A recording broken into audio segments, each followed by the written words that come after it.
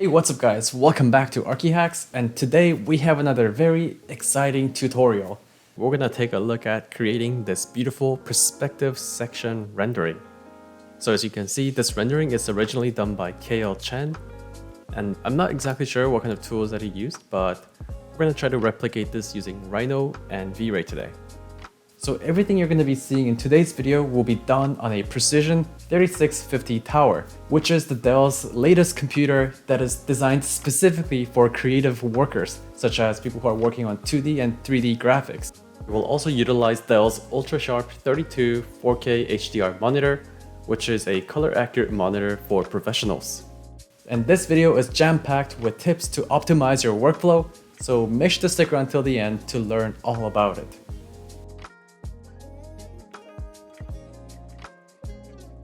Okay, so the first thing I'm going to do is I'm going to make sure the units are correct. So I'm going to type in options and go into units and change this to meters for the time being.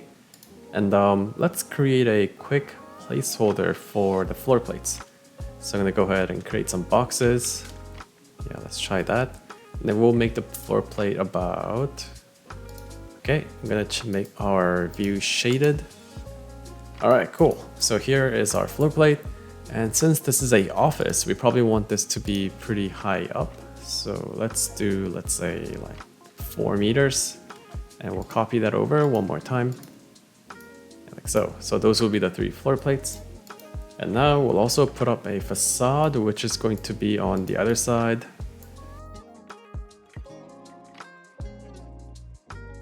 And as you may have noticed in the preview, the facade extends a little bit further away. So I'm going to extend this using scale 1D and bring this up just a little bit. Okay, there we go. So here's the rough structure of how it's going to be. Now the dimensions are going to be not very precise, but you guys will get the idea, and make sure to just get it right when you guys are doing it. Now looking at the reference image, it looks like the floor plates are made using a corrugated mold. So I'm gonna try to replicate that here. I'll reduce the thickness of the floor plate, make it around 20 centimeters for now. And then we'll create the corrugation at the bottom. So in order to do so, I'm gonna move over to the right side view. And let's do shaded here as well. And using a polyline tool, we'll start drawing the corrugation. So for this kind of corrugation, it looks like it's 45 degrees. And it's a little bit deep.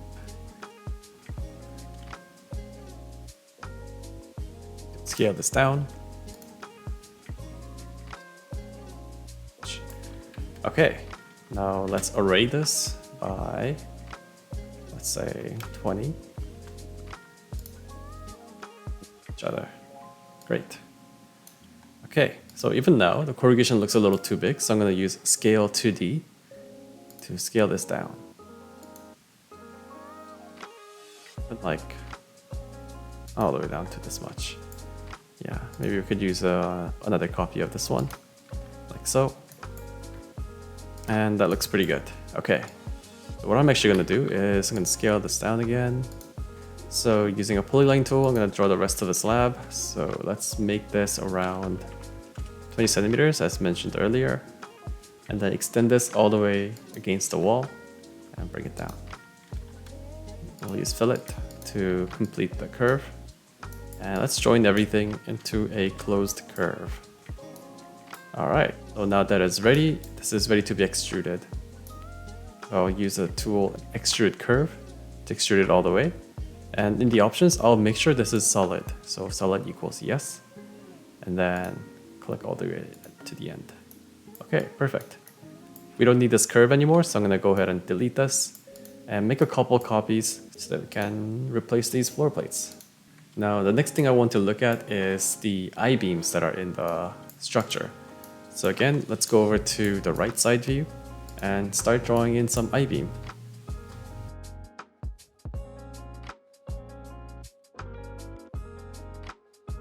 So of course, as you can see, we're making this just kind of roughly at the moment, and I think this should suffice for a conceptual purpose.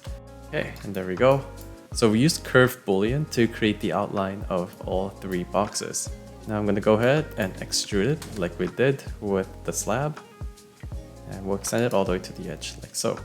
We will go ahead and make a couple copies. We'll use array again, and we'll make 3 copies in Y direction. So we'll do that, and make sure the last one almost touches the end, like so. The last I-beam is a little longer, so I'm going to use a solid point on command to grab the bottom part of this I-beam and extend this down just a little bit, like so. Okay, there we go. So just to give you a quick preview, this is how the whole contraption looks right now. I'm going to go ahead and start creating some pipes now. And the pipes are going to be simple cylinders for us. So let's use cylinder command and start drawing this in. If you are trying to make this more precise for real life application, you probably want to get the real dimensions from somewhere. All right. The next thing I want to do is I'm going to open these up by control clicking on the top of the cylinder, like so. And this only selects the top surface. And once it's selected, I'll hit delete to delete it. And I'll do the same thing on the other side. Okay, and that's done.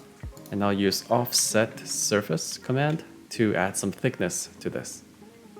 Now for the distance, I think around maybe 2 millimeters will suffice. So I'll type that in and I'll make sure the solid is yes and hit enter. Now that should have added a slight thickness to this pipe. So, or I guess this is not a pipe, this is more like a duct. And I'll make a couple copies of these to fill up the space. Now let's make one over here and another one right there. I'm gonna go ahead and start creating some drop ceiling now. So for the ceiling tiles, I'm gonna create one that is around, let's say, 0.5 meter by 0.5 meter. Then add a slight thickness to it, like so. This could be super rough because we only see one side of this ceiling. And we will array this to kind of fill up the space. So something clever that we could do here is to use array curves. So if we type in array curve, you can choose a base curve and type in how far apart each item needs to be. And we know that this is 0.5 meters wide, so we can do 0.5 meter, and it should tile them perfectly. And then we'll make several copies of these by doing regular array. Actually, we could do array curves on this face as well. And there we go, we have all the ceiling tiles. Okay, so just comparing the example and what we have currently, and it seems like our floor plate's a little too big. So I'm gonna go ahead and delete a couple of these.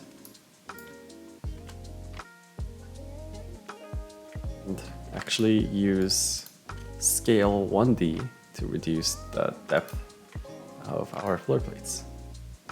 So something like that. And then we can probably do something similar here, but we'll use scale 2D for this one.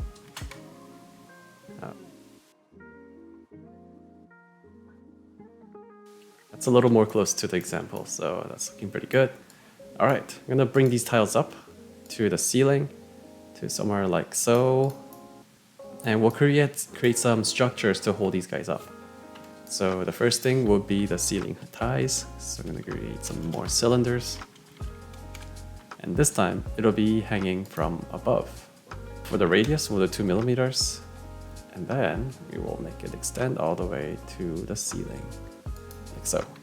So it looks like we can place this pretty sparsely. So maybe we can do every 2 tiles.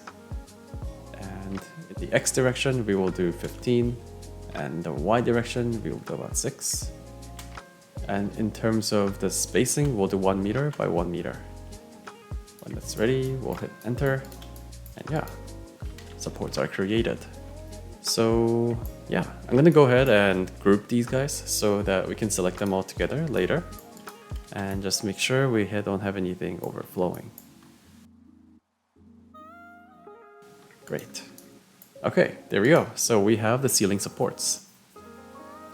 Now the next thing I want to do is I want to add a couple furnitures in here. So let's go ahead and grab some from the V-Ray Cosmos library. And let's go over to the furniture section and scroll down to the office furniture. And there are several models here, and let's see what this desk can do for us. We'll place it in like so, and we'll do the same thing for a office chair.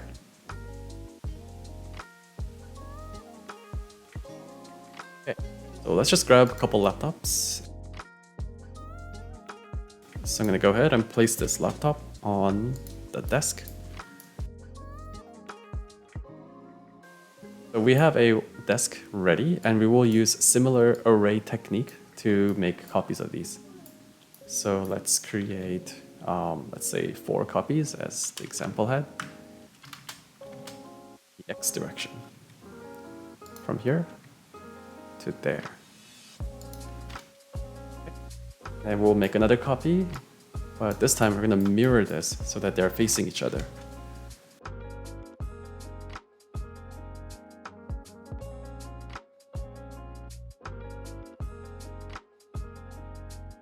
Actually, one more thing that we might be missing is the texture of the floor. So this will really help us down the road. So I'm going to go ahead and create this as well. So I'm going to create a box that covers the top of the slab just a little bit. Now let's make this about 1 centimeter thick. Oh, it's resting gently on top of the slab. Now that probably means our furnitures are 1 centimeter into the ground, so I'm going to go ahead and select these guys, move them up by 1 centimeter. Perfect. All right. Why don't we try making a copy and putting it downstairs? So I'm going to grab everything up to the flooring.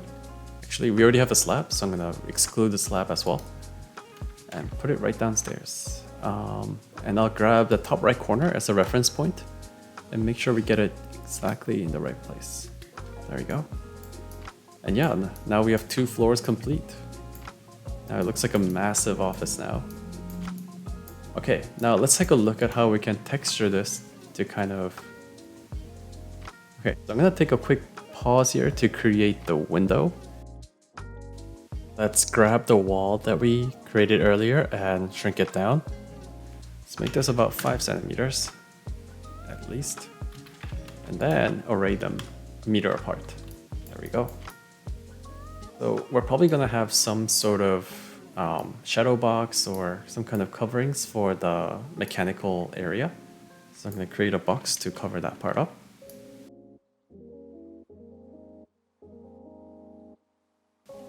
Now we create a nice covering for the duct. We'll use the array curves technique again to create copies.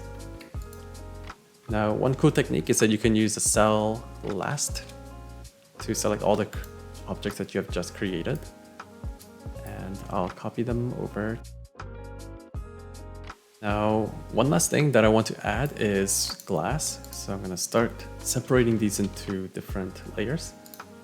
I'll make this into a cyan color so we can tell them apart. So I'll create a box and right on the outside, like so. Extrude it all the way up. Edit the thickness now. The thickness of the glass, we're gonna make it around 1 centimeter. Then we'll make another copy to emulate the double glazing effect. Okay. So that is ready. I'm gonna try using the array curves technique again to fill in the spaces. We'll select all the glass elements and make another copy upstairs. And there we go. Most of our modeling work is done now. I'm gonna go ahead and move on to the texturing part. So I'll open up the V-Ray asset editor and open up the material library to grab some materials. So I'll go down to the glass and choose a regular glass from here, drag and drop it in, and apply this to the whole glass layer. So I'll right click, apply to layer, and choose glass. So that's been done. And there are several metallic elements in this scene, so I'll go ahead and choose metal section and try to find a polished aluminum material. So aluminum polished is right here, so I'll drag and drop that in. And let's create a layer just for the metals. So that we can stay organized. Apply this to the polished layer. And we'll grab all the ducts and supporting elements here into that layer. Okay. Then we'll change layer to the polish section. Maybe I'll also differentiate the color of the layer to kind of give us a better sense of what this should look like. And another thing that we want to do is we want to add this copper texture to all these I-beams. So let's go ahead and do that. And these I-beams are definitely not copper. They're definitely made of steel, so I'll just say steel actually. But in our example, they were slightly red, so I'm kind of guessing just for the rendering purpose, we will use copper texture. Let's see if that exists here. There we go. Now we want to grab a blurry one. Actually, maybe this is just a paint. Yeah, so we'll grab this to our steel layer. And we'll make the steel slightly red because that's how example that's what the example had. Okay, so we'll paste this in or change layer into the copper layer. And we're almost there. Now we're gonna add some wooden texture to the floors. Change layer to these guys. And for these guys, we will choose a brown color to simulate a wooden texture. So for that, we'll head over to the wood section and grab a nice laminate texture. So let's try this one, laminate D narrow. So we'll drag and drop this in and hit apply to selection. Actually, we'll do apply to layer and choose floor. Now, one thing you have to be careful in this case is that these textures actually have some sort of size associated with it. So that means that we have to make sure the material is applied at the right scale. So to do so, so just to give you an idea, we can go take a preview by clicking into rendered view, probably. And yeah, as you can see, the texture stretches across the entire floor, but we want to repeat this every 2.5 meters. So let's go ahead over to the texture mapping tab right over here. And then we will choose planar mapping.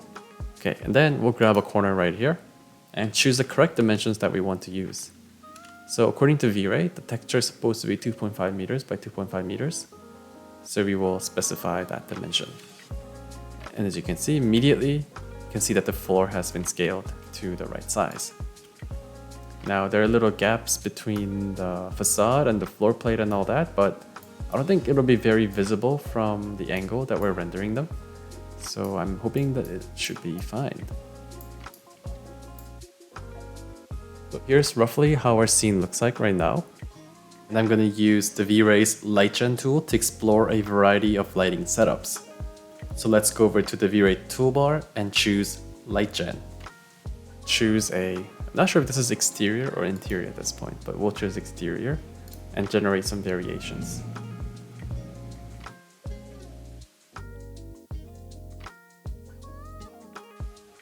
I think right away, I'm really enjoying a couple of these results. So I'm gonna start the real-time rendering again and try a couple of these options out. So let's try this one. So when you click on one of these thumbnails, it should show us the results right away, like so. And this one looks pretty nice as well. Let's try this one. Maybe it takes a couple seconds to load. Yeah, that looks pretty good to me. So I'm gonna go ahead and stick with this lighting. And one thing I do notice is that the ceiling looks a little too flat. So in order to add some more realism and texture, I'm gonna go ahead and create some more details. So that would involve things like creating the railings that support these tiles And some panels should be taken out to be replaced with lighting elements. So let's go ahead and kind of start over for this area. So I'm gonna go ahead and delete most of these tiles. Let's leave 4 of these guys. Let's create a grill here. So in order to do so, I'm just gonna go ahead and reduce the size of this panel right over here so that it becomes extremely thin, and bring this over to the middle. And let's add a couple copies inside here. Use array and make 4 copies in X direction. Pretty good. I think we could use more grills, so we will reduce this by half. Make another copy over. Like so.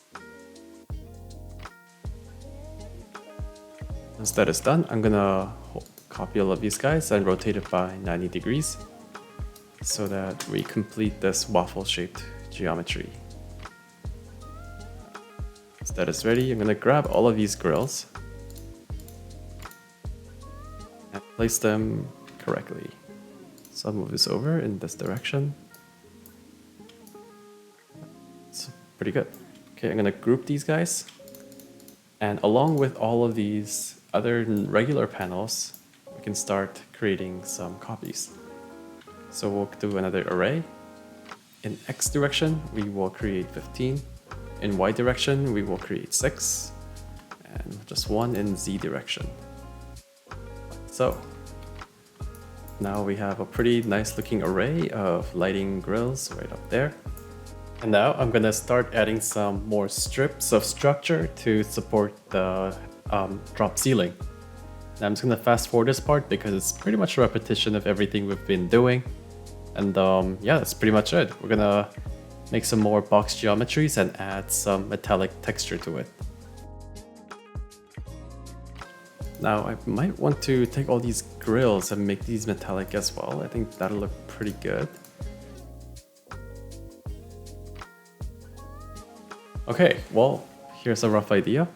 So I'm gonna go ahead and do a couple more setups and get it ready for export.